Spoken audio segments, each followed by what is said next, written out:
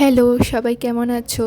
অনেক দিন ধরেই আমি কোনো ব্লগ ভিডিও কিছু আপলোড করতে পারছি না। আমার ফোনে শুধু ভিডিও জমেই যাচ্ছে।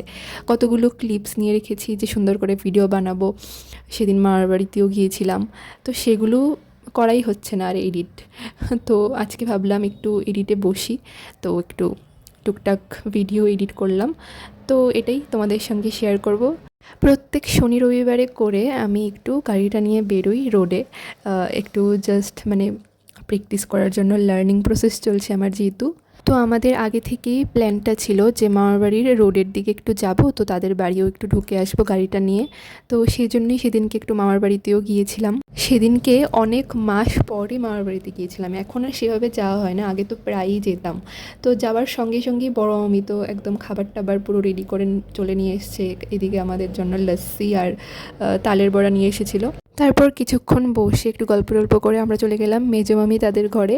আর ওরা তো সবাই, বড় মামি ওরা সবাই আমাদেরকে দেখে খুব অবাক হয়ে গেছিলো যে হঠাৎ করে আমরা কীভাবে কোথা থেকে চলে আসলাম এতদিন পরে। তারপর কিছুক্ষণ পরে একটু গল্প টল্প করে সবাইকে টাটা করে আমরা বেরিয়ে পড়লাম। যেহেতু মানে সন্ধ্যার মধ্যে আবার আমার বাড়ি ফিরতে হবে, যেহেতু আমার বাড়ি এসে আমার আবার টিউশন আছে, তো সেই জন্য স্টুডেন্টস চলে আসবে। তারপর বেরিয়ে পড়লাম, বেরিয়ে সোজা আমরা কামালঘাট বাজার দিয়ে চলে গিয়েছিলাম লেম্বুছড়া। তো ওইদিকে রবিকুমার স্কুলটার অপোজিটে রোডটা দিয়েই আমরা ঢুকে পড়েছিলাম। লক্ষ্মীলঙ্গা যে চা পাতা বাগানটা আছে এটার মধ্যে, এদিকে এই রোডে একটু চালিয়েছিলাম। তারপর মোহনপুর রোডে একটু চালিয়ে আমরা সন্ধ্যায় বাড়ি ফিরে আসলাম।